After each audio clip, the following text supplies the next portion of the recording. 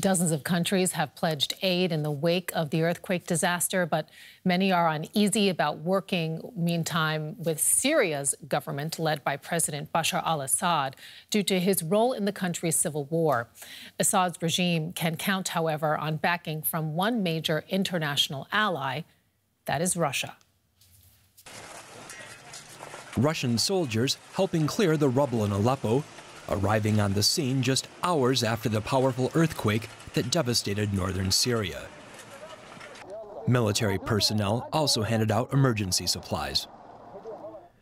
Moscow was quick to respond thanks to its existing military presence in Syria. Russia has an air base in Khmeimim, near the port city of Latakia, and also has a naval base in Tartus. Russia became directly involved in Syria's civil war in 2015, when Moscow began carrying out airstrikes against forces opposed to the government of President Bashar al-Assad. With Russia's intervention, the Assad regime succeeded in consolidating its control over most of the country's population centers. Opposition control is now limited mostly to Idlib province in the northwest, which was badly affected by the earthquake.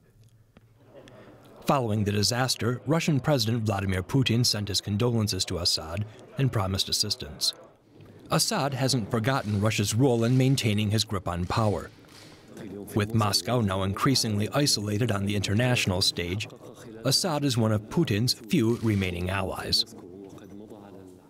And I am joined now by Bente Scheller of the Berlin-based Heinrich Böll Foundation. She's a foreign policy expert who has written extensively about Syria. As we've seen there are these warring factions controlling different areas of the country. How are the internal divisions within Syria itself complicating rescue efforts right now? They are complicating rescue efforts in terms of who can cross which line and which border. The regime has insisted that aid should go only through Damascus, and there is only one border crossing that is allowed for UN aid into northwest Syria, into Idlib. So this is, of course, a problem because aid through Damascus hardly ever reaches Idlib. And of course, there is also the division between the autonomous areas and of Kurdistan. There has been an offer of aid from these areas, but by Turkey and the regime, it has also been blocked to come to northwest Syria. So this is really a tragedy inside the tragedy. So what can the international community then do to help Syria without assisting Assad? Well, for the Northwest, it would be absolutely essential to open and use all border crossings. And there are more, so I think there should be an exemption.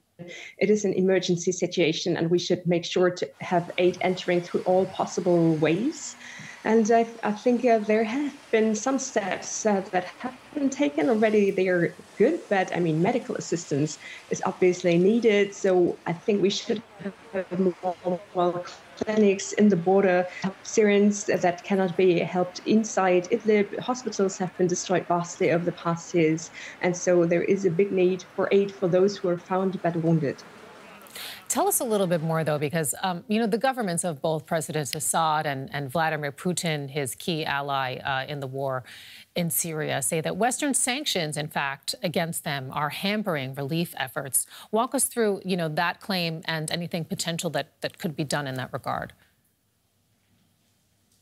Well, they have been insisting on this point for several years now, but it is simply not true that humanitarian aid is affected by or is prevented by these sanctions. There was one thing, the banking sector, among the sectoral sanctions, this has been hampering aid. So fundraisers, for example, have been stopped in the past. But yesterday I saw there is a general license that was issued by the United States that allows all and any aid that is related to the earthquake. So I think now this point is eased, and I think this is as much as we can do. It doesn't make sense to lift the sanctions and hope that humanitarian aid will come. Most is the political will of the Syrian regime, and we have not seen this very interested in the fate of its citizens.